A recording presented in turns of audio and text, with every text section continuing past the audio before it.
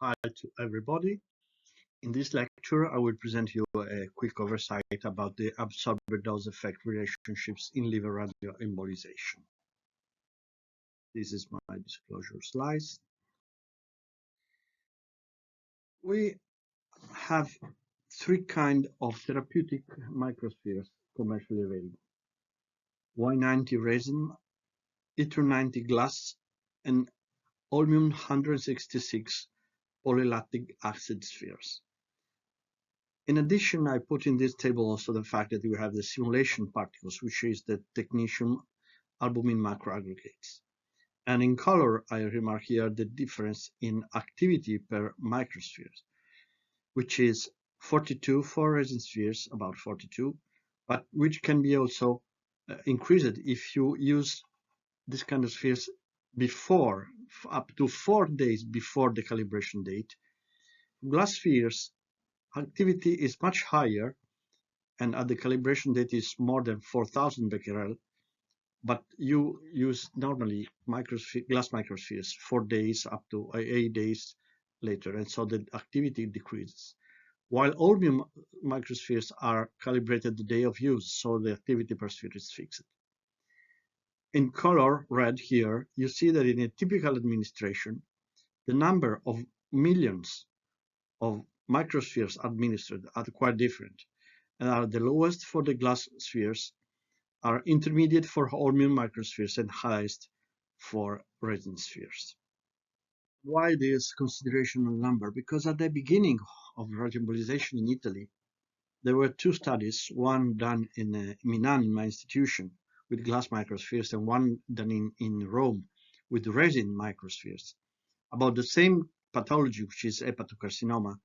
And we saw that in the tumor, we had a much higher tumor absorber dose, median 431 gray versus 97 gray, but we had a lower response rate than in resin spheres. And with toxicity, the similar behavior, we had a much higher dose and lower toxicity. So why this? With the same tumor, different kind of spheres. Point is that the number of source matters, and here you see that when you bomb a territory, or you can use one single big bomb or many smaller bombs, and the effect is different. Even if you use the same amount of explosive, this can be distributed with smaller bombs in more uniform way. The same happens when you use the glass spheres that are in the arterial portion of the lobule in the liver are very few, while resin microspheres are much higher in number. And so this is given an effect which change, even the absorber dose is the same, because depending on the day of injection, which means different decay time from the calibration date to the injection date, a fixed absorber dose might be delivered with different number of microspheres. And since we have this dependence on the number of microspheres, a fixed kind of microspheres, even glass, for instance, might give different effects depending on the day it is injected. So, for instance, you can give to a patient 2.6 GBq, and you can give this very early with a vial calibrated for 3 GBq, but you can use also a 20 GBq vial if you wait until this decays to this amount of activity. We have also several kinds of disease. For instance, we can have primary lesions, which means bone in liver, and this is the hepatocellular carcinoma, which is highly vascularized, and you see it very bright in the arterial phase of the scans. And you have usually few lesions, not a rule, but normally few lesions. And this is the ideal case of tear because it's highly vascularized. But you can have also secondary lesions, which means metastasis from other organs. The most common is the biliary tract, or even more common, the colorectal cancer, but metastasis also from neuroendocrine tumors or other tumors like melanoma, prostate, breast. Normally, these are poorly vascularized and there are many lesions in the whole liver. Another aspect that makes the scenario complex is that we have different ways of measuring the effect, because treatment efficacy in the literature was measured either through the response assessment, which means complete and partial response versus stable disease or progression of disease, or with the overall survival of the patient or the progression-free survival of the lesions, and this which depends on the complete partial response and stable disease. And so we have different response assessment methods. For hepatocarcinoma, the consensus is for the modified RACIST, where you measure the maximum lesion diameter of the viable portion of on the arterial phase CT. There is also the proposal for a densitometric method based on the variation of the Hounsfield units within the lesion, but we had also the EASL method or the WHO method. While for metastasis, we had the consensus is for the RECIST 1.1, where you measure the maximum lesion diameter, but there are also proposed metabolic methods based on FDG PET, which means evaluate the variation in the follow-up of the total lesion glycolysis, which is given by the SUV mean times the volume of the lesion. Also, the variation of SUV peak was reported. Another variable is the timing of response you can consider. You can consider 1.5 months, for instance, with PET, or 3-6 months versus best response time using the CT. Here I show you how the tumor behaves after the radioembolization, and you see that the diameter doesn't vary so much, but the density inside the tumor changes a lot. So a new radiological assessment method is needed, which has to be densitometric rather than dimensional. About dose-effect relationship, we have also to face the problem of the toxicity, and here it is not easy to measure the effect because we have that 3 possible causes gives the liver, let's call it liver decompensation, so the situation where the liver is not working anymore. And we can have this situation caused by the treatment, by the cirrhosis progression, and by the tumor progression. And I remark here that the radioembolization is the unique therapy where you can kill easily a patient in a single administration. We reported that patient which had the liver decompensation due to treatment had a much lower median overall survival, 6.7 months, versus the whole cohort median survival, which was 16 months. So the imputability analysis is necessary to find the real cause to have a clear dose-effect relationship in this toxicity analysis. There is no consensus about the timing of treatment-related liver decompensation, and several papers consider also other kind of definition, according, for instance, to the common toxicity criteria for adverse events. Let's start with the absorbed dose response relationship. Here I mentioned this review, which took into consideration 37 papers and which was not able to find a review about the dose toxicity because there were too few studies. The update is on 3rd of July 2020, and I remark here that other important papers were published later. The conclusion of this paper is that there are many relationships reported in the literature, but it is difficult to compare combined data because there are so many variations in methodology.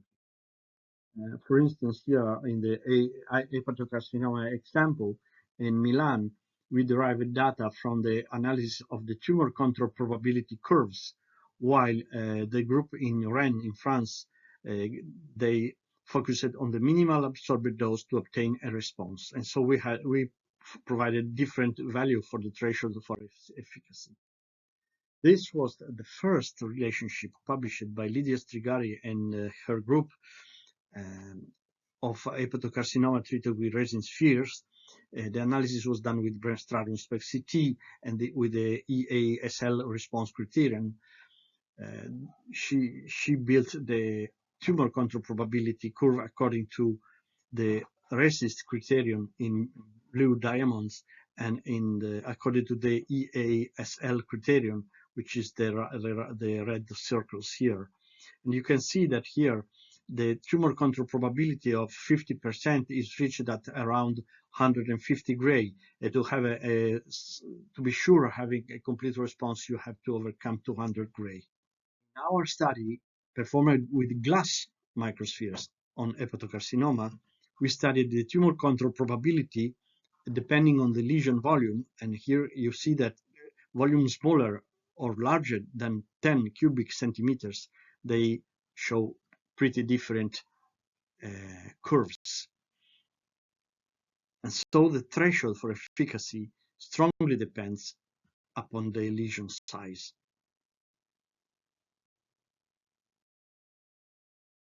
This study by the group of Brussels, Patrick Flaumen, Bruno van der Linden, they used the FDG PET to report the response.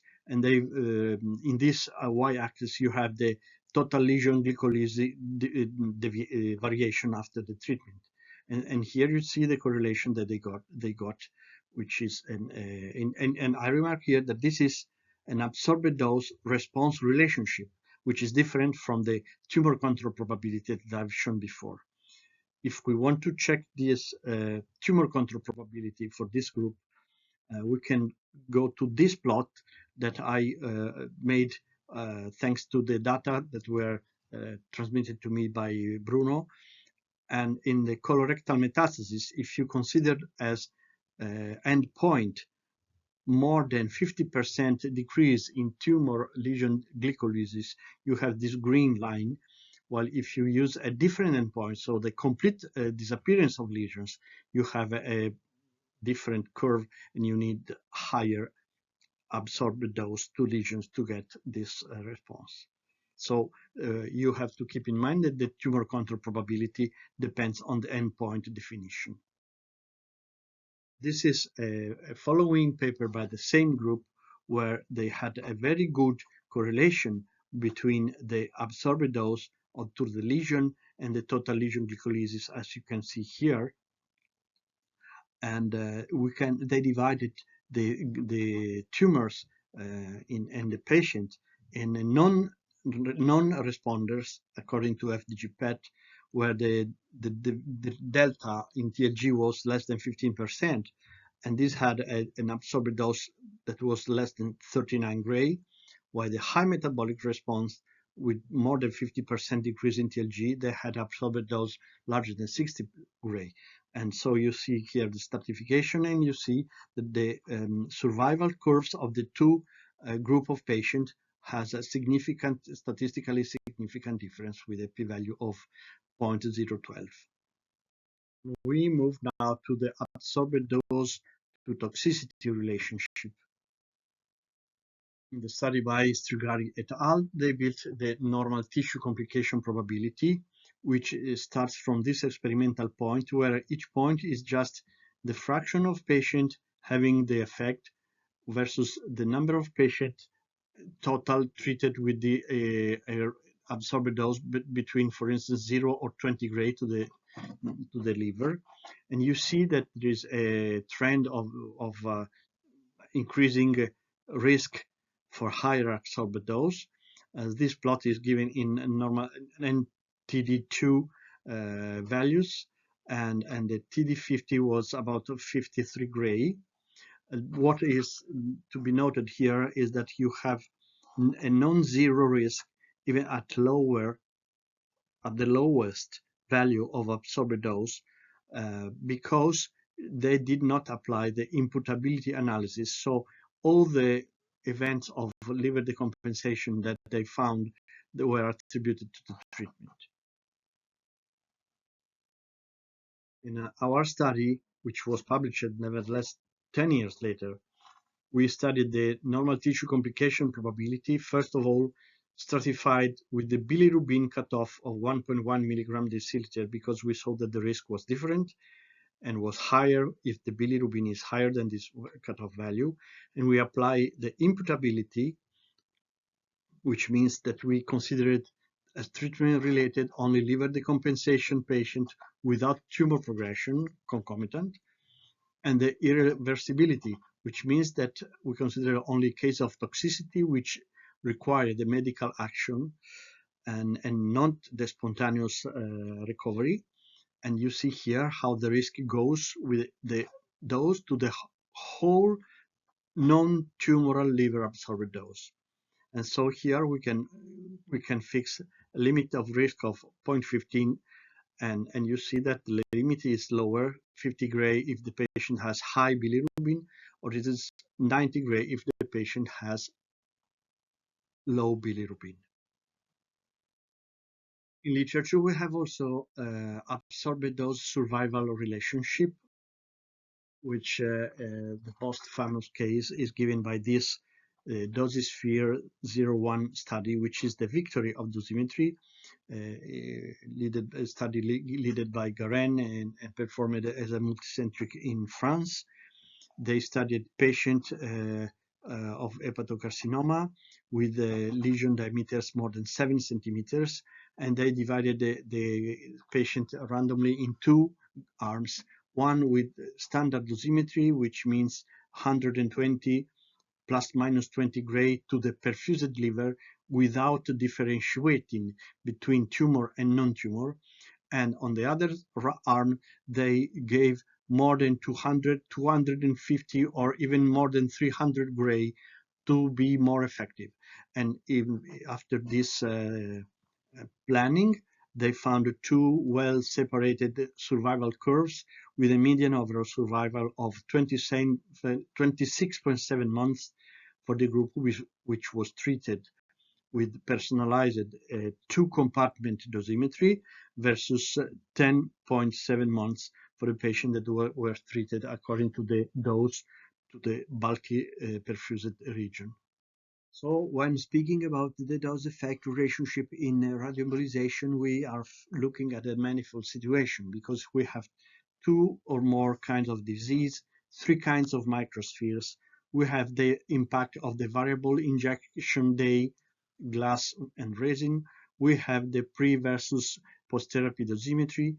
We have the mean absorbed dose versus the voxel dosimetry approach. We have the TCP dependence upon lesion volume. And we have several response assessment methods. We have different time of response. We have different toxicity definition, different deadlines to consider toxicity as treatment related. All of this makes difficult to make comparison in the literature. But just to give you some numbers and indications, in hepatocarcinoma treated with resin spheres, we need to reach at least 100, 150 gray to have response. While with glass spheres, we have to overcome 200, 250, 300 gray to having an improvement in survival, which means that this gives a better complete response rate, partial response rate, or disease stabilization. But if we are only focused on response, to have higher response rate, we need to have higher values than these. For metastatic colorectal cancer in the liver treated with resin, we have to overcome 60 gray to have a high response rate. And while with glass, we have only one paper mentioning more than 260 gray. Passing to the toxicity relationship with resin, the present limit recommended by the consensus paper by Levy-Lyon et al. Is 40 gray to the whole normal liver, while for glass spheres, the limits are mentioned, I have mentioned it before. 90 gray if the bilirubin is less than 1.1 milligram to deciliter, or 50 gray if the basal bilirubin is higher. There is no limit for super-selective administration. So if you inject less than 40% of the liver volume, you can inject whatever you want.